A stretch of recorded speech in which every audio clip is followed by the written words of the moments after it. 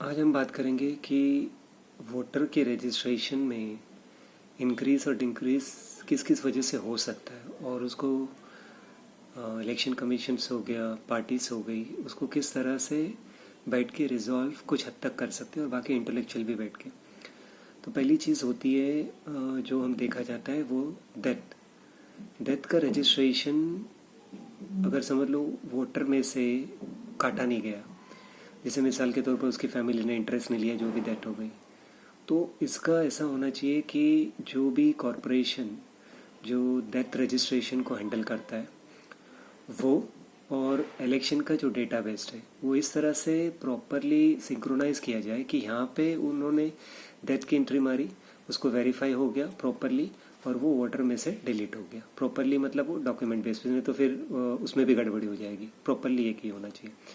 और फिर जो होना चाहिए एक बर्थ्स का जो भी हो गया, उस तारीख पे उसने ये किया, बर्थ रजिस्ट्रेशन हुआ और जैसे ही उसने 18 या जो भी हम लोग ने तय करा उस पर्टिकुलर एज को उसने अटेंड किया, तो उसी के साथ में उसका नाम चढ़ जाना चाहिए, डॉक्यूमेंट्स वगैरह एप्लीकेशन और ये हो जाना चाहिए। दूसरा जो होता है ये डिलीशंस का मैंने बोला और ये एडिशंस का। दूसरा जो होता है कि समझ लो बहुत से स्टेट्स में ऐसा भी होता है और ये देखने में भी है, बाकी लोगों को भी मालूम रहेगा। अगर बंदा गुजरात का है वो उधर भी वोटिंग कर रहा है और वो इधर भी वोटिंग कर रहा है, बिहार का हो या बाकी स्टेट्स के, बहुत सी जगह होता ही है, ये नॉर्मली है। अब ये क्यों होता है, इसकी वजह ये हो सकती है कि अगर हम लोग सिर्फ यूआई आईडी को कंसिडर करें तो यूआई आईडी वो दूसरा बनाने नहीं देगा, मगर नाम में अगर समझ लो थोड़ी से लेटर्स वेटर्स की मिस्टेक हो गई तो वो बना सकते हैं। ओके, या तो कभी कभी क्या होता है सिस्टम तुमको वही चीज़ों को डिलीशन करने बहुत टाइम लगाता है, तो फिर आपको वो नया बनाना पड़ता है। तो सिस्टम्स के जितने भी बग्स है या कितने भी ये लूप होल्स हैं वो उसे देखना पड़ेगा कि वहाँ का क्यों नहीं है, या तो एक ही स्टेट में उसको अलाउड किया जाए और ऑटोमेटिक वो डिलीशन हो। मगर डिलीशन भी ऐसा नहीं है तो फिर धनाधन सब डिलीट करेंगे। उसका प्रॉपर सेटअप हो और प्रॉपर चीज़ डिलीट होने, तो कुछ भी डिलीट कर लेंगे। तो ये चीज़ हो गई।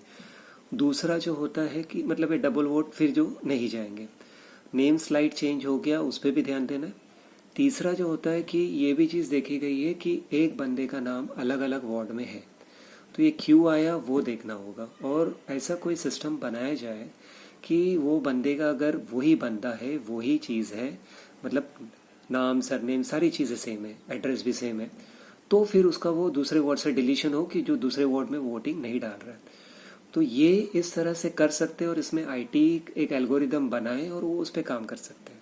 ओके, और कुछ चीज़ें ऐसी होती है कि हम रेटिना स्कैन का भी यूज़ कर सकते हैं, जहाँ पे वोटिंग के वक्त अगर कुछ लोग चाहते हैं कि नहीं वो नहीं अपने आप को रिवील करना चाहते तो रेटिना स्कैन से भी कर सकते हैं।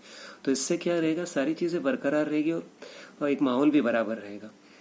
दूसरा होता है कि वोटिंग कम होती है क्योंकि कॉरपोरेट्स के लोग ये सोचते हैं कि वो वोटिंग नहीं डालना चाहते, मगर इसके लिए भी ये किया है कि प्रॉपरली मैसेज प्रॉपरली कन्वे हो, एक अपीलिंग मैसेज जाए, वो एक चीज़।